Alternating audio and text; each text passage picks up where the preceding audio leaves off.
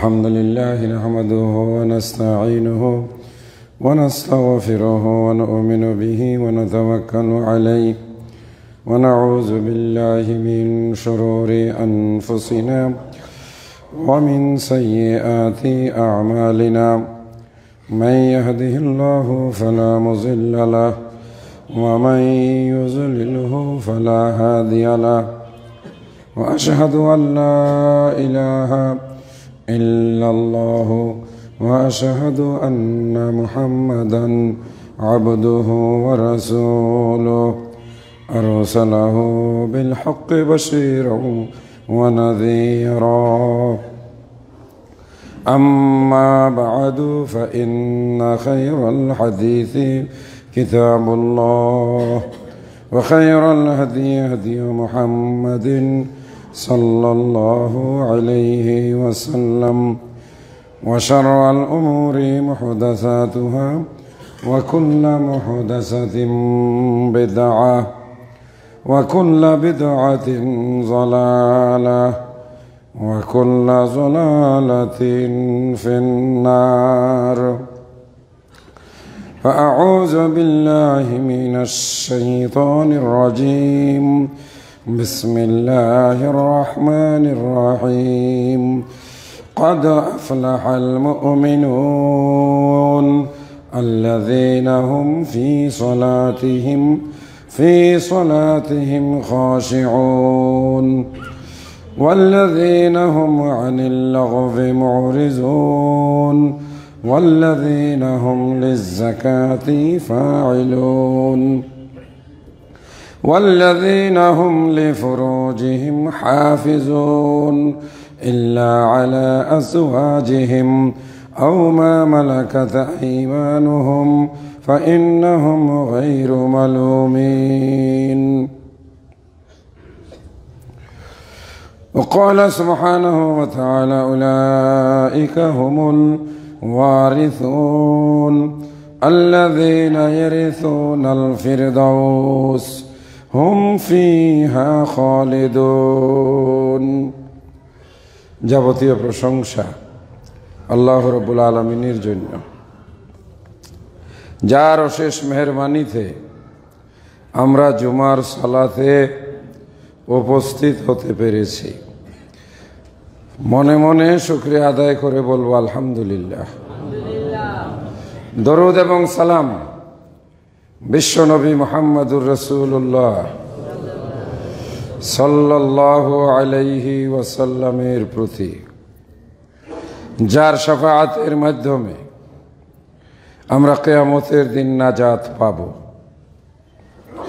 যিনি আমাদের জন্য আল্লাহ সুবহানাহু ওয়া তাআলার নিকট সাজদায় পড়ে কাঁদবেন এবং বলবেন, এরা আমার উম্মত, আমার পরে এরা আমার উপরে ঈমান এনেছিল। যারা রাসূলের তরিকা অনুযায়ী চলবেন তারাই দুনিয়াতে সফল হবেন। যারা রাসূলের তরিকা বাদ দিয়ে নিজেদের মন মতো নিজেদের পীর মাশায়েখ, অলি দরবেশ অথবা মুরব্বিদের বানানো তরিকা অনুযায়ী চলবেন, তারা দুনিয়াতেও অশান্তিতে নিপতিত হবেন, পরকালেও তারা আল্লাহ রাব্বুল আলামিনের কাছে লাঞ্ছিত অপমানিত হবে। গত জুমায় আমরা আলোচনা করেছিলাম সফল মানুষ কারা। তারাই তো সফল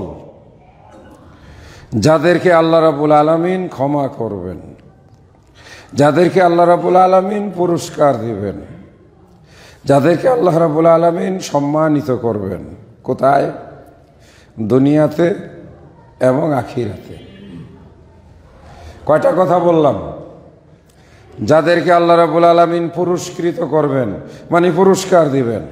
কোথায়? পরকালে। আর কোথায়? দুনিয়াতেও। শুধু পরকালে না। যারা সফল হবে তারা আল্লাহ সন্তুষ্টির ছায়াতলে থাকবে। কারা সফল হবেন, আল্লাহর সন্তুষ্টি লাভ করবেন, এই বিষয়গুলো আল্লাহ তাআলা কোরআন মাজিদে বলে দিয়েছেন। ছোট ছোট কাজ, যেমন একটা কাজ আছে, আল্লাহ বলেন, গত জুমায় বলেছি নামাজের কথা, যারা ভালোভাবে নামাজ আদায় করবেন, নামাজের ব্যাপারে ভীত থাকবেন, নামাজের বিষয়ে ভয় পাবেন। কি কি ভয়? নামাজের সময় হইল, অন্য কোনো কাজ নাই, চলো চলো। নামাজ পড়ার সময় ভীত হবেন, না না না, যেমন তেমন করলে নামাজ পড়লে হবে না। নামাজের আগে ভীত হবেন, ভয় পাবেন, নামাজের জন্য আমাকে ভালো করে অজু বানাইতে হবে। নামাজে দাঁড়ানোর আগে ভয় করবেন, নামাজ পড়ার সময় আমার নিয়তটা সহি করতে হবে। দাঁড়ানো অবস্থায় আল্লাহর ভয় করবেন। কিভাবে? আল্লাহ তাআলা যেভাবে দাঁড়াতে বলেছেন সেভাবেই আমাদেরকে দাঁড়াইতে হবে। হাত বাঁধার ব্যাপারে আল্লাহকে ভয় করবেন। কিভাবে? নবীজি যেখানে হাত বাঁধছেন, আমাকে আপনাকে সেখানেই সেইভাবে হাত বাঁধতে হবে। নাকি নিজের মন মতো বাঁধলে হবে? কিছু কিছু মানুষ বলে, আপনারা শুনবেন, বলে এইগুলো ছোট ছোট ব্যাপার, এগুলো কোনো বিষয় না। কত বড় সাহস! হ্যাঁ, নবীর কথাকে বলে ছোট ছোট বিষয়। ওরা যেটা করে ওইটাই নাকি আসল, যে যেটা করে সেটাকেই বেশি গুরুত্ব দেয়। আল্লাহ কোরআন মাজিদে বলেন, ইমানদারেরা সফল হবে, ইমানদারেরাই বিজয়ী হবে। কারা? যারা আল্লাহকে ভয় করবে, নামাজে দাঁড়ানোর সময়, নামাজের আগে, নামাজের পরে। আমার নবী হাত বাঁধছেন কোথায়? যদি নাভির নিচে হয় তাহলে সবারই নাভির নিচে হাত বাঁধতে হবে, আর যদি বুকের উপরে হয় সবারই বুকের উপর হাত বাঁধতে হবে। দুইটা তো না, এখানে আল্লাহর ভয়। সাজদা দেওয়ার সময় আল্লাহকে ভয় করতে হবে। কেন? আমি আল্লাহর সবচাইতে এখন কি নিকটবর্তী। বান্দা যখন সাজদা দেয় আল্লাহর এত কাছে হয়ে যায়, সুবহানাল্লাহ, খালি মাটির পর্দাটা বাকি থাকে। বান্দা যখন নামাজে দাঁড়ায় তাকবীরে তাহরিমা দিয়ে, তাকবীরে তাহরিমা অর্থ কি? আমরা তাকবীরে তাহরিমা বলি নামাজ শুরু করার সময় যে তাকবীরটা দেওয়া হয়, এর বাংলা অর্থ হইল তাকবীর, এমন একটা তাকবীর, আল্লাহু আকবার, এটা বলা। তাহরিমা, এইটা বলার সঙ্গে সঙ্গে সব কিছু হারাম হয়ে যায়। কি কি হারাম হয়? খাওয়া দাওয়া। নামাজে দাঁড়ায় খাওয়া দাওয়া করা যাবে? চা খাওয়া যাবে না। নামাজে তাকবীরে তাহরিমা হাত বান্ধার পরে কারোর সঙ্গে গল্প করা যাবে? মোবাইল রিসিভ করা যাবে? হ্যালো ভাই, আমি নামাজ পড়তেছি, একটু পরে কথা কব না। এই যে তাকবীরে তাহরিমা হারাম। যখন একটা নামাজি নামাজের মধ্যে বলে ফেলায় আল্লাহু আকবার, তার জন্য সব হারাম হয়ে যায়। একমাত্র হালাল থাকে একজনের সঙ্গে কথা বলার, তিনি হলেন কে? আল্লাহ। আমাদের দেশে আল্লাহর সঙ্গে কথা বলা নিষেধ করে, নাউজুবিল্লাহ। কি বুঝলেন? আমাদের দেশে নামাজের ভিতরে আল্লাহর সঙ্গে কথা বলা নিষেধ করে। কিভাবে? নবী সাল্লাল্লাহু আলাইহি ওয়াসাল্লাম বলেন, তুমি নামাজে দাঁড়িয়ে আল্লাহু আকবার বলে প্রস্তুতি নাও, সানা পড়ো, আল্লাহুম্মা বাঈদ বাইনি ওয়া বাইনা খাতায়ায়া কামা বাআতা বাইনাল মাশরিকি ওয়াল মাগরিবি। এটা আমার একতরফা কথা।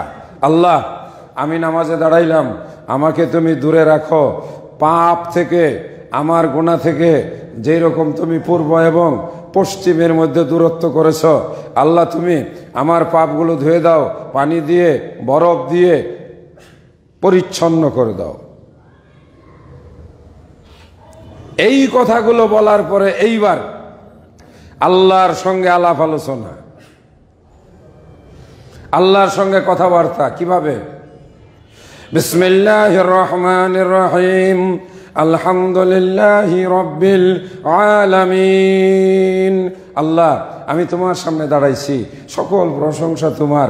তুমি হলে সমগ্র সৃষ্টি জগতের মালিক, তুমি হলে রাব্বুল আলামিন। তুমি বড় দয়াময়, তুমি বড় মেহেরবান, তুমি বড় সেই আল্লাহ, তুমি রিজিক দাতা, জীবিকা দাতা, তুমি সুখ শান্তি দাতা। আমি তোমার সামনে দাঁড়াইছি। আল্লাহ পাক আরশে আজিম থেকে এই কথা শুনে ডাক দিয়া বলে, বান্দারে, তুই আমার প্রশংসা করলে, হামাদানি আব্দি, আমার বান্দা আমার প্রশংসা করলো, আমিও তোর সম্মান মর্যাদা বাড়াইয়ে দেব। সূরা ফাতিহা এটার নাম।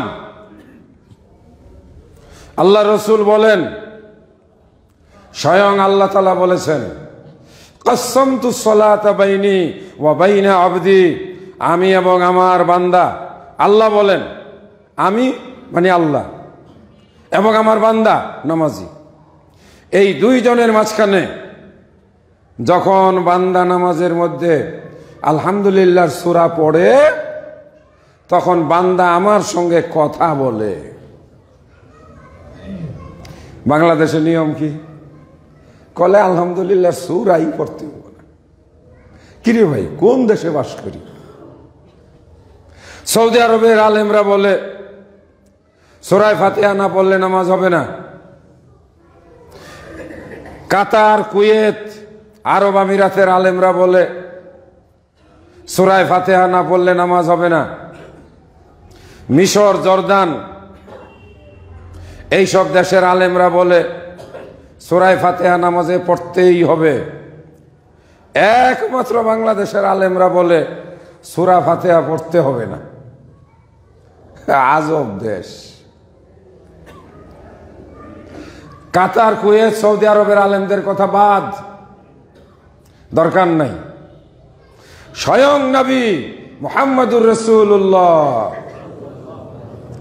সাল্লাল্লাহু আলাইহি ওয়াসাল্লাম বলেন, লা সলাতা, হবে না নামাজ, লা সলাতা, কোন নামাজ হবে না। এটা নবীর কথা।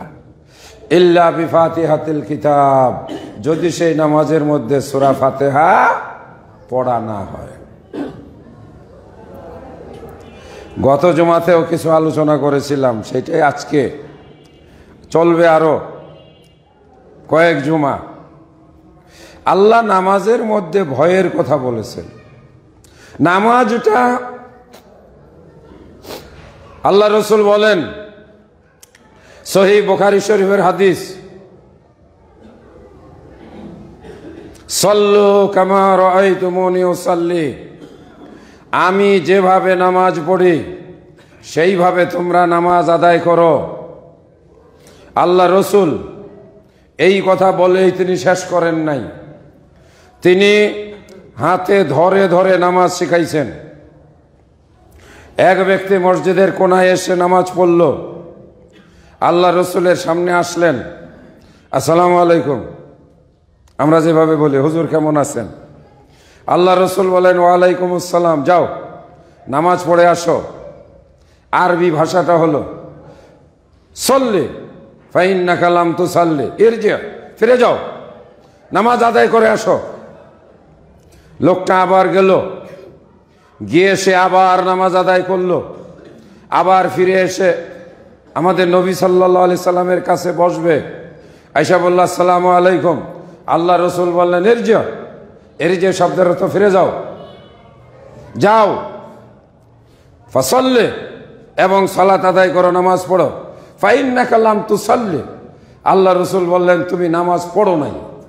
কেমন ঘটনা? ওই ব্যক্তি নামাজ পড়ে আসতেছে, চোখের সামনে দেখা যাচ্ছে, আর নবী সাল্লাল্লাহু আলাইহি সাল্লাম বলতেছেন তুমি নামাজই পড়ো নাই। কথাটা কেমন হইল? একবার, দুইবার, তিনবার, তৃতীয়বারের সময় লোকটা বুঝতে পারল, মনে হয় আমার নামাজ ঠিক মতো আদায় হচ্ছে না, আমার নামাজ পড়া কি হচ্ছে, ভুল হচ্ছে। আমাদের এখানে কি এরকম কখনো ঘটছে? আমরা তো নিজে নিজেই সবাই সব জানি। ইমাম সাহেব যদি কাউকে বলে যে এই যে মুরব্বি, আপনার কিন্তু নামাজ পড়া হয় নাই, যান ভালো করে নামাজ পড়ে আসেন, আর ইমামতি থাকবে না, বলবে যে আমি 40 বছর ধরে এইভাবে নামাজ পড়ি, কোনো ইমাম আমার ভুল ধরে নাই, আজকে এই বেটায় আমার ভুল ধরে। অতএব লোকটা আল্লাহ রসুলের কাছে বললেন, ইয়া রাসূলুল্লাহ, এর চাইতে ভালোভাবে আমি আর নামাজ পড়তে শিখি নাই, আমাকে শিখাইয়া দেন। কি বললেন? আমাকে নামাজটা শিখাইয়া দেন। আল্লাহ রসুল বললেন, দাঁড়াও, সোজা হয়ে দাঁড়াও, সেজদার জায়গায় চোখ নামাও, 2 হাত কাঁধ বরাবর উঠাও, তারপরে বলো আল্লাহু আকবার, এইভাবে হাত বাঁধো, এবং তুমি দোয়াগুলো ধীরে সুস্থে আস্তে আস্তে দোয়াগুলো পড়ো, তাড়াহুড়া না। বাংলাদেশের মুসলমানদের কয়েকটা জায়গায় খুব তাড়াহুড়া, তার মধ্যে একটা হইল মসজিদে আসে দেরিতে, যায় আগে। এটা হলো বাঙালি মুসলমানের স্বভাব, আসে দেরিতে, চালাক মানুষ তো, এত সময় নষ্ট করব। খতিব সাহেব খুতবা দেয় শীতকালে 45 মিনিট, 12টার পরে 1-2 মিনিট যাওয়াও ঠিক না। এখন আমরা জোহরের নামাজ পড়ে ফেলি 1:45, ফলে 1টার পরে খুতবা না যাওয়াটাই উচিত। এখন যারা চালাক মানুষ তারা হিসাব করে, বলে মাত্র 12:15 বাজে, খতিব সাহেব উঠবে, তারপরে এই 40 মিনিট যাক, তাহলে একটু বুদ্ধি করে লেট করে আসছে। আর লেট করে আসলে আরেকটা লাভ আছে, পিছনের দিকে নামাজ পড়া যায়, আর পিছনে নামাজ পড়লে তাড়াতাড়ি মসজিদ থেকে চইলাও যাওয়া যায়। আমরা অনেক মুসল্লিকে দেখি, রাগটাগ করবেন না, হক কথা বলতে হবে তো। আল্লাহ বলেন, কদ আফলাহাল মুমিনুন, মুমিনরাই হবে সফল। আজকের আলোচনার বিষয় দিয়েছি, দূরের শ্রোতারা, দর্শকরা হয়তো স্যাটেলাইটের মাধ্যমে দেখবে যে খতিব সাহেব বিষয় দিলেন, আল্লাহ খুশি হয়ে তার বান্দাকে খুশি হয়ে 25টা জিনিস দেওয়ার ওয়াদা করেছেন, 25-এরও বেশি। এগুলি বড় বড়। কোন বান্দাকে? যেই বান্দা আল্লাহর হুকুম মোতাবেক, নবীর তরিকা মোতাবেক, আল্লাহর হুকুম যথাযথভাবে পালন করে, নবীর তরিকা অনুযায়ী যেই ব্যক্তি তার যাবতীয় ইবাদত বন্দিগি সুসম্পন্ন করেন, বলে আলহামদুলিল্লাহ। আমরা আহলুল হাদিসদের তো আমরা বলি কোনো পীরের কাছে যাওয়ার দরকার নাই, কারণ আমাদের পীর আমাদের নবী মুহাম্মদুর রাসূলুল্লাহ সাল্লাল্লাহু আলাইহি সাল্লাম। আমাদের অন্য কারো ওয়াজ শোনার দরকার নাই, কারণ আমাদের ওয়াইজ বক্তা আমাদের নবী মুহাম্মদুর রাসূলুল্লাহ সাল্লাল্লাহু আলাইহি সাল্লাম। আমাদের অন্য কোনো তবলিগের পিছনেও যাওয়া দরকার নাই, ইলিয়াসি তবলিগ, টঙ্গীর তবলিগ, এই যে তবলিগ আছে, এগুলোর পিছনে আহলে হাদিসদের যাওয়ার কোনো দরকার নাই। কেন? আমাদের তাবলীগ করে হলেন আমাদের নবী মুহাম্মদুর রাসূলুল্লাহ সাল্লাল্লাহু আলাইহি ওয়াসাল্লাম। আমাদের অন্য কোনো কারো তরিকা মানার দরকার নাই। আমাদের তরিকার নাম কি? তরিকায়ে মুহাম্মদী, অর্থাৎ মুহাম্মদুর রাসূলুল্লাহ সাল্লাল্লাহু আলাইহি ওয়াসাল্লামের। আমাদের চার মাযহাবের এক মাযহাবও দরকার নাই। আমাদের মাযহাব হইল মাযহাবে নবী মুহাম্মদুর রাসূলুল্লাহ সাল্লাল্লাহু আলাইহি ওয়াসাল্লাম। আমাদের শেখার, আমাদের জানার, আমাদের মানার জিনিস দুইটা, একটা হলো আল কোরআন আর একটা হলো আল্লাহর নবীর বিশুদ্ধ হাদিস, শুদ্ধ হাদিস। আমাদের নামাজ শিখার জন্য বাজারের নামাজ শিক্ষার দরকার নাই। আমাদের নামাজ শিখার জন্য হাদিসের কিতাব। কিছু কিছু আহলে হাদিস আছে এই সত্য সঠিক জিনিসগুলো জানার পরেও এদিক সেদিক দৌড়ায়। মানে নবীর দিনের ভিতরে, নবীর শিক্ষার ভিতরে অনেকের পেট ভরে না, অনেকের তৃপ্তি হয় না। লা হাওলা ওয়ালা কুওয়াতা ইল্লা বিল্লাহ। সম্মানিত দিনী ভাইরা, আল্লাহ পাক বলেছেন, সেজন্যই আমি বললাম, আল্লাযীনা হুম, যারা ফি সলাতিহিম খাশিউন, যারা নামাজের ভিতরে, নামাজ পড়ার ব্যাপারে, নামাজের সময়ের ব্যাপারে, নামাজের নিয়মের ব্যাপারে, নামাজের দোয়া কালামের ব্যাপারে, যাবতীয় বিষয়ে নবীর তরিকা অনুযায়ী নামাজ আদায় করে এবং খুব ভয় পায় না জানি আমার নামাজ নবীর তরিকার বাইরে চলে যায়, নবীর তরিকা অনুযায়ী যদি না হয় আপনার নামাজ কিয়ামতের দিন আল্লাহ রাব্বুল আলামিন মিজানের পাল্লায় ওজনের জন্য উঠাবে না। ভাই রাগ করেন, বেজার হন, কিছু করার নাই। কে বলছে কথাগুলো? আল্লাহ। সূরা মুমিন, মুমিনের পরিচয় কি? যখন আল্লাহর নবীর হাদিস শুনবেন সব বাদ। কোন পীর ওলিয়া উলিয়া চিনি না আমরা, আমাদের দরকার নেই। আমাদের বিশ্বাস কে? মুহাম্মদুর রাসূলুল্লাহ সাল্লাল্লাহু আলাইহি ওয়াসাল্লাম। সময় স্বল্প, আল্লাহ পাক তার বান্দাকে পুরস্কার দিবেন। একটু পুরস্কারগুলো শোনাই, 25টা। পরবর্তী সপ্তাহে এগুলোর ব্যাখ্যা করব। এক, যে ব্যক্তি সত্যিকার অর্থে আল্লাহকে বিশ্বাস করবে, ইন্নাল্লাযীনা আমানু, ঈমান আনবে, ওয়া আমিলুস সালিহাত, যারা নেক আমল করবে, যারা ভালো কাজ করবে, লাহুম, তাদের জন্য আল্লাহ বানায়া রেখেছেন, তৈরি করে রেখেছেন, জান্নাতুন তাজরি মিন তাহতিহাল আনহার, আল্লাহ তাদের জন্য জান্নাত বানায়া রেখে দিয়েছেন। জোরে বলে আলহামদুলিল্লাহ। কি কাজ করতে হবে? আল্লাহর উপরে পরিপূর্ণ ঈমান রাখতে হবে। ঈমান অর্থ বিশ্বাস। বিশ্বাসের অর্থ কি? আমরা বলি বিশ্বাস, বিশ্বাস। বিশ্বাসের অর্থ কি? বিশ্বাস হইল আস্থা রাখা, আস্থা রাখা, কনফিডেন্স। কিসের কনফিডেন্স?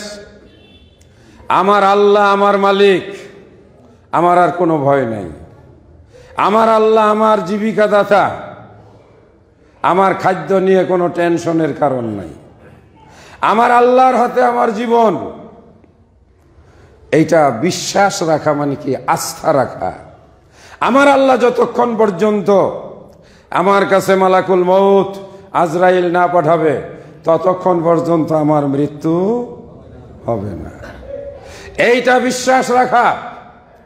আমার যদি মৃত্যু আসে, সারা দুনিয়ার ডাক্তাররা যদি চেষ্টা করে আমাকে 1 মিনিটও বাঁচাতে পারবে না। বিশ্বাস অর্থ কি? আমার তকদির, তকদির আমরা বলি কপাল, কথাটা ঠিক না। আমিও কপালের দিকে আঙ্গুল দিয়ে দেখাইছি। বাংলাদেশে একটা কথা আছে, কপালে থাকলে ঠেকায় কে? যাহা আছে নসিবে আপনা আপনি আসিবে, এটা ঠিক আছে।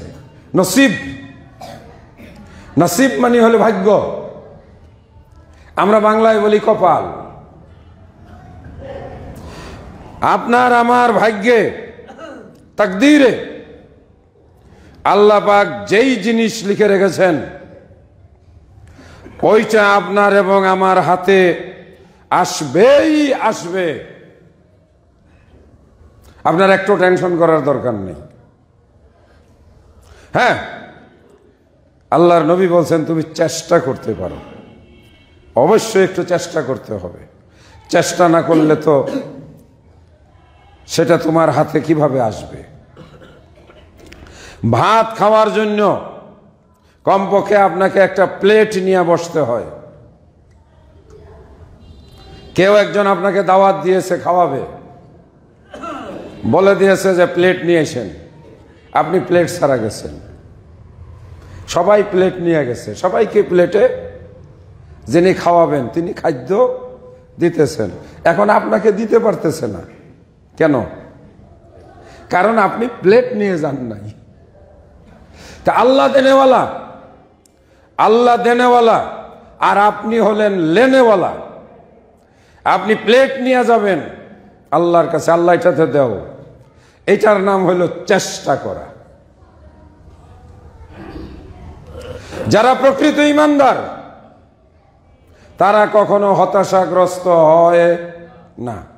মোমেন কখনো হতাশাগ্রস্ত হয় না, মোমেন কখনো দুশ্চিন্তাগ্রস্ত হয় না। মোমেন অসুস্থ হইলে চিন্তা ভাবনা, টেনশন করে না। মারা যাব আলহামদুলিল্লাহ।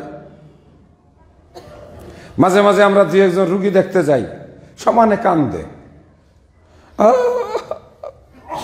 মরে যাব। আরে মরবাই তো, কান্দার কি আছে? হ্যাঁ, আমারে হাসপাতাল নিয়ে যাও, আমারে বিদেশ নিয়ে যাও, আমারে অমুকের কাছে নিয়ে যাও, তার মানে সে দুনিয়াতে থাকবে। কেন? এত দুনিয়াতে থাকার দরকার কি? আমাদের নবী সাল্লাল্লাহু আলাইহি ওয়াসাল্লাম, সাল্লাল্লাহু আলাইহি ওয়াসাল্লাম সবাই বলি, তেমন তো কোনো অসুখ ছিল না। একটু জ্বর হইল, কপালটা ঘামে গেল, কপালে ঘাম বের হইল। আল্লাহ রসুল আলীকে বললেন, আলী, মৌতের খুব যন্ত্রণা হয়, আমার শরীরটা জ্বলতেছে, একটু পানি নিয়ে আসো, পানি দিয়ে আমার শরীরটা মুছা দাও। রাসূল সাল্লাল্লাহু আলাইহি সাল্লামকে আলী রাদিয়াল্লাহু তাআলা আনহু মদিনার আশেপাশের খেজুরের বাগানের ভিতরের কুয়া, মানে উপরে খেজুরের বাগান, এখানে যে কুয়া, এই কুয়ার পানি খুব ঠান্ডা ছিল। আল্লাহ রসুলের জন্য পানি আনা হলো, আমাদের নবীজির শরীরটা মুছা দিলেন। তারপরে আল্লাহ রসুল বলেন, আমাকে একটু বসায় দাও। তিনি একটু ঠেস দিয়া বসলেন। এইবার আম্মাজান আয়েশা রাদিয়াল্লাহু তাআলা আনহার বড় ভাই আবু বকর রাদিয়াল্লাহু তাআলা আনহুর বড় ছেলে, যার নাম হলো আব্দুর রহমান, আমাদের বাংলাদেশে বলে সমন্ধি। বউয়ের ছোট ভাইকে বলে শালা, আর বউয়ের বড় ভাইকে কি বলে? সমন্ধি। তো আত্মীয়তার সম্পর্কে আল্লাহ নবীর সমন্ধি আবু বকর রাদিয়াল্লাহু তাআলা আনহুর বড় ছেলে। তাকে বললেন, আমার জন্য একটা মেসওয়াক নিয়ে আসো। উনি একটা ডাল ভেঙ্গে আনলেন, আয়েশা রাদিয়াল্লাহু তাআলা আনহার হাতে ডালটা দিলেন, বলেন, আয়েশা, এইটা তুমি একটু চাবাইয়া দাও। উনি চাবাইয়া দিলেন, অতঃপর আল্লাহ রসুল মেসওয়াক করলেন। এবং এই সময় তিনি বলেছিলেন 3 বার, ইন্নালিল মাউতি সাকারাত, ইন্নালিল মাউতি সাকারাত, ইন্নালিল মাউতি সাকারাত। মৃত্যুর খুব কষ্ট, মৃত্যুর খুব কষ্ট, মৃত্যুর খুব কষ্ট। আলী রাদিয়াল্লাহু তাআলা আনহু মুছে দিলেন। এই সময় তিনি একটু আরাম পাইলেন। এইবার আলীর দিকে তাকাইয়া বললেন, আলী, আসসালাত, আসসালাত, আসসালাত, 3 বার। আলী, নামাজ, নামাজ এবং নামাজ। তারপরে আরেকটা কথা বলছেন, ওয়ামা মালাকাত আইমানুকুম, ওয়ামা মালাকাত আইমানুকুম, আর তোমাদের দাস দাসী, মানে বাড়ির যারা চাকর বাকর, এদের ব্যাপারে সাবধান। নিজে যা খাইবা এদেরকেও তাই খাওয়াইবা, এদেরকে অপমানিত লাঞ্ছিত করবা না। এটা ছিল আমাদের রাসূলের শেষ কথা মানুষের সাথে। এইবার তিনি কি করলেন? কোনো ডাক্তার, কোনো কবিরাজ কাউকে ডাকাইলেন না, বরং তিনি কি করলেন? হাতটা উপরের দিকে উঠাইলেন, উপরের দিকে তাকাইলেন, আর তিনি বললেন আল্লাহুম্মা আর রফিকুল আলা, আল্লাহুম্মা আর রফিকুল আলা, আল্লাহুম্মা আর রফিকুল আলা, 3 বার। এর বাংলা অর্থ হলো, হে আমার প্রিয়তম বন্ধু। কারে ডাক দিছেন? আল্লাহরে। দেখছেন? আর আমরা তখন কান্দি, আমি মরে যাবো, মরে যাবো। আরে তুমি তো তখন কালেমা পড়বা, খুশি। আমি কার কাছে যাচ্ছি? আমার আল্লাহর কাছে। আল্লাহর চাইতে আপনজন আর কেউ নাই। আপনার বাবা আপনাকে ছেড়ে যাবে, আপনার ছেলে আপনাকে ছেড়ে যাবে, আপনার স্ত্রী আপনাকে ছেড়ে যাবে, দুনিয়ার মানুষ আপনাকে ছেড়ে যাবে, সবাই আপনাকে পরিত্যাগ করবে, কিন্তু আমার আল্লাহ আমাকে কখনো পরিত্যাগ করবে না। এটার নাম কি? ঈমান।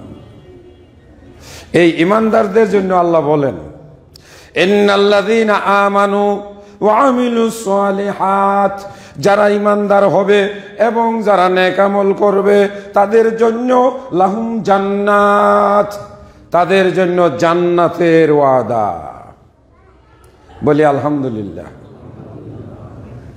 2 নাম্বার, যারা নেক আমল করবেন আল্লাহ রাব্বুল আলামিন তাদেরকে জান্নাত দান করবেন। এটা আল্লাহর ওয়াদা। ওয়াদাল্লাহুল মুমিনিনা ওয়াল মুমিনাত, আল্লাহ ওয়াদা করেছেন মুমিন পুরুষ এবং মুমিন নারী যারা, যারা 5 ওয়াক্ত সালাত আদায় করে, যারা যাকাত প্রদান করে, যারা তাদের জিহ্বা 2 ঠোঁট, এই যে 2 ঠোঁট, এই জায়গায় কোরআন মাজিদে আল্লাহ বলছেন আল্লাযীনা হুম আনিল লাগওয়ি মুরিজুন, যারা এই 2 ঠোঁট দিয়ে আজে বাজে মিথ্যা বানাওয়াট, চুগলখুরি, ধোকাবাজি, দোকানে বসে আড্ডা, দোকানে বসা মানেই কিছু মিছা কথা, কিছু গালগপ্প, সব শেষ। টঙ্গির ওদিকে মেসমার লাগিয়া গেছে, আসলে কিছুই নেই, সিম্পল। হয় বা কিছু গন্ডগোল হয়েছে, এইটা বলার কি আছে? আরে আর নাই, এই যে ডিসেম্বর মাস পার হবে না, এই সরকার শেষ, ভারত আক্রমণ করে ফেলতেছে। আজকের খবর সাংঘাতিক ভয়ানক, অহেতুক খালি মিছা কথা। যখন গপ্প করে, মানে গল্প করে দোকানে বসে, তখন মনে হয় তার চাইতে বড় রাজনীতিবিদ বাংলাদেশে আর দ্বিতীয় কেউ নাই। এ সব জানে, এ বিবিসি বাংলা। একটা কথা বলার জন্য 90টা মিছা কথা বলে। আবার আমি 2-1 জায়গায় দেখছি, সাফাবাজ যদি সাথে আরেকজন পড়া যায়, তাহলে 2 সাফাবাজে একজন আরেকজনের ডাউন দেওয়ার জন্য, হাই রে হাই, কি যে মিথ্যা আর কি যে বানাওয়াট কথা বলে। আল্লাহ এদের সম্পর্কে বলেন, এটা কোরআনের আয়াত রে বাবা। 3 নম্বর আয়াত আল্লাহ বলেন ওয়াল্লাযীনা হুম আনিল লাগওয়ি মুরিজুন, যারা আজে বাজে বানাওয়াট মিথ্যা কথা, ধোঁকাবাজি কথা, এই ধরনের কথাবার্তা থেকে যারা বিরত থাকবে, আল্লাহ রাব্বুল আলামিন তাদের জন্য জান্নাতের ওয়াদা করেছেন। আচ্ছা, এইটা তো আল্লাহর ওয়াদা। নবীজি কি বলছেন? আমাদের নবী সাল্লাল্লাহু আলাইহি সাল্লাম কি বলছেন? এই শোনো, তুমি যদি 2টা জিনিসের জিম্মাদার হতে পারো, জিম্মাদার মানে কি? দায়িত্ব নিতে পারো, তাহলে আমি নবীও তোমাকে জান্নাতে নিয়ে যাওয়ার জিম্মাদার হয়ে যাব। নবীজি বলেন শুধু আমি একা না, আমার আল্লাহ তোমাকে জান্নাত দেওয়ার জন্য আল্লাহ তাআলা নিজে জিম্মাদার হয়ে যাবে। দুইজন জিম্মাদার যদি হয়, একজন হইলেন আমাদের নবীজি সাল্লাল্লাহু আলাইহি সাল্লাম, আর একজনকে স্বয়ং আল্লাহ। ফি জিম্মাতিল্লাহি ওয়া বি জিম্মাতি রাসূলিহি সাল্লাল্লাহু আলাইহি সাল্লাম, যে সেই ব্যক্তি আল্লাহর জিম্মায় এবং সেই ব্যক্তি আল্লাহর রাসূলের জিম্মায় চলে যাবে। আপনি যদি দুইটা জিনিসের জিম্মাদার হইতে পারেন, এক, দুই ঠোঁট, মুখের জিম্মাদার। এই মুখ দিয়ে মিথ্যা কথা বলবো না, এই মুখ দিয়ে চুগলখড়ি করব না, এই মুখ দিয়ে গীবত করব না, এই মুখ দিয়ে গালিগালাজ করব না। আমাদের অনেকের মধ্যেই গালিগালাজ করার খুব অভ্যাস আছে, খুব খারাপ খারাপ কথা বলে ফেলাই, যেগুলো আসলে কান দিয়া শ্রবণ করাটাও কঠিন। মহিলারাও খুব আজে বাজে কথা বলে। মা বোনদের মধ্যে খুব একটা খারাপ অভ্যাস আছে, এরা এক জায়গায় বসলেই অন্য বাড়ির মহিলার দোষ ত্রুটি, অন্য বাড়ির মহিলার হাজবেন্ড যদি মোটা হয় এটাও দোষ, যদি চিকন হয় এটাও দোষ, যদি বেশি খায় এটাও দোষ, যদি লম্বা হয় এটাও দোষ, যদি খাটো হয় এটাও দোষ। এটা আমাদের বেড়াইতে বাংলাদেশে না, নবীর জামানায়। কার জামানায়? নবীর জামানায় 8-9 জন মহিলা একসাথে বসছে আর শুরু করছে কার জামাই কেমন। একজনও ভালো বলে নাই। এটা বুখারী শরীফের ভিতরে হাদিসটা আসছে। হ্যাঁ, আল্লাহ রসুলের এই হাদিস থেকে প্রমাণিত হয় মেয়েরা সব সময় একজন আরেকজনের পিছনে লেগে থাকে। যেমন আল্লাহ তাআলা জবানের হেফাজতকারীকে জান্নাত দিবেন, আবার এই জবান দিয়ে কোনো মানুষ যদি, আপনি হাঁটতেছেন সুবহানাল্লাহ সুবহানাল্লাহ, জান্নাতের ভিতরে খেজুর গাছ তৈরি হয়ে যাচ্ছে, আপনি এই মুখ দিয়ে বলছেন সুবহানাল্লাহি ওয়া বিহামদিহি, আপনার জান্নাতের ভিতরে আঙ্গুরের বাগান হয়ে যাচ্ছে। আপনি এই জবান দিয়ে বললেন আল্লাহু আকবার আল্লাহু আকবার, আল্লাহ পাক আপনার উপরে আসমান জমিন পরিমাণ খুশি হয়ে যাচ্ছেন। আপনি বলবেন আলহামদুলিল্লাহ আলহামদুলিল্লাহ, আল্লাহ তাআলা আপনার নেকির পাল্লা ভরাট করে দিবেন, আপনাকে আল্লাহ রাব্বুল আলামিন জীবিকা এবং সম্পদ বৃদ্ধি করে দিবেন। আরেকটা আছে সুবহানাল্লাহি ওয়া বিহামদিহি সুবহানাল্লাহিল আযীম। আল্লাহ রসুল বলেন এই কথা বললে আল্লাহ খুশি হয়ে যায়, মিজানের পাল্লা ভরে নেকি দেয়। একদিকে আপনি আজে বাজে কথা বাদ দিলেন, যেখানে গল্প হয়, মিথ্যা কথা হয়, আড্ডা হয়, আপনি সেখানে গেলেন না, আপনি বসলেন না, আপনি আস্তাগফিরুল্লাহ বলে চলে আসলেন। আস্তাগফিরুল্লাহ আস্তাগফিরুল্লাহ আস্তাগফিরুল্লাহ, খুব দামি কথা। আস্তাগফিরুল্লাহ শব্দটা খুব দামি কথা। যে ব্যক্তি বেশি বেশি আস্তাগফিরুল্লাহ পড়বে, আল্লাহ রাব্বুল আলামিন তার সব দোয়া কবুল করবেন। আপনি যা চাইবেন তাই আল্লাহ পাক দিবেন। এখন 1-2 দিন আস্তাগফিরুল্লাহ পড়িয়া আগামী শুক্রবার আইসা যদি বলেন আপনার খুতবা শুইনা আমি তো 3-4 দিন একটা আস্তাগফিরুল্লাহ পড়লাম 2 লাখ টাকার জন্য, কই টাকা তো পাইলাম না, তো এটা হইল আল্লাহকে ধোঁকা দেওয়া। আপনি আসলে মনের থেকে আস্তাগফিরুল্লাহ বলেন নাই, আপনি বলছেন কি জন্য? যাতে 2 লাখ টাকা পাওয়া যায়। তো এইভাবে বললে কি পাওয়া যাবে?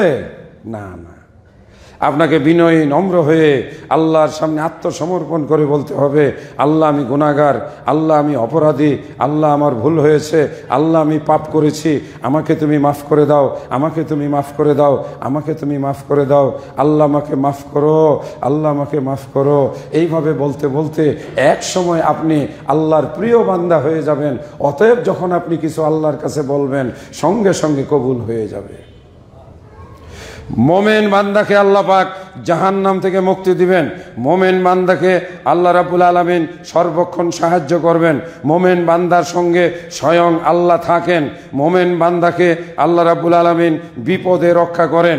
মোমেন বান্দাকে আল্লাহ রাব্বুল আলামিন জীবিকা দান করেন। মোমেন বান্দাকে আল্লাহ রাব্বুল আলামিন অন্ধকার থেকে নূরের ভিতরে নিয়ে আসেন। মোমেন বান্দাকে আল্লাহ রাব্বুল আলামিন নিজে ভালোবাসেন। মোমেন বান্দাকে নেক আমলের পুরস্কার জান্নাত দিয়ে দান করবেন। মুমিন বান্দাকে আল্লাহ রাব্বুল আলামিন হেদায়েত দান করেন। মুমিন বান্দাকে শত্রুর হাত থেকে আল্লাহ রাব্বুল আলামিন নিরাপত্তা দান করেন। মুমিন বান্দাকে আল্লাহ রাব্বুল আলামিন তার জীবিকার মধ্যে বরকত দান করেন। মুমিন বান্দাকে আল্লাহ রাব্বুল আলামিন তার যত সব দুশ্চিন্তা আছে, টেনশন, আল্লাহ রাব্বুল আলামিন তার টেনশন দূর করে দেন। মুমিন বান্দাকে আল্লাহ রাব্বুল আলামিন আসমান পর্যন্ত যদি পাপ করে ফেলে তারপরেও আল্লাহ রাব্বুল আলামিন প্রকৃত ইমানদার বান্দাকে আল্লাহ ক্ষমা করে দেন। মুমিন বান্দার যত মনোবাসনা আছে আল্লাহ রাব্বুল আলামিন তা পূরণ করে দেন। মুমিন বান্দার দুঃখ দুর্দশা আল্লাহ রাব্বুল আলামিন দূর করে দেন। মুমিন বান্দাকে আল্লাহ রাব্বুল আলামিন সন্তান সন্ততি দান করেন। মুমিন বান্দাকে আল্লাহ রাব্বুল আলামিন নেতা বানিয়ে দেন, নেতৃত্ব দান করেন। মুমিন বান্দার জন্য ফেরেশতারা আল্লাহর কাছে দোয়া করে। মুমিন বান্দাদের জন্য আল্লাহ রাব্বুল আলামিন গায়েবী সাহায্য প্রেরণ করেন। মুমিন বান্দাকে আল্লাহ রাব্বুল আলামিন আযাব গজব থেকে হেফাজত করেন। 25 নম্বর, মুমিন বান্দাকে আল্লাহ রাব্বুল আলামিন আসমান থেকে রহমত বর্ষণ করেন। এই হলো 25টা। জানি না কয়টা মনে আছে, আমি একদমই বলে গেলাম। কিছুই কিন্তু বাদ নাই। আপনার খাবারও দিবে, রিজিক দিবেন, আপনার অভাব অনটন দূর করে দিবেন ইনশাআল্লাহ। আমরা সামনে আবারও এই বিষয় নিয়ে বিস্তারিত কথা শুনবো। ওয়া তৌফিকি ইল্লা বিল্লাহ। আল্লাহ আমাদেরকে আমল করার তৌফিক দিন। আমিন।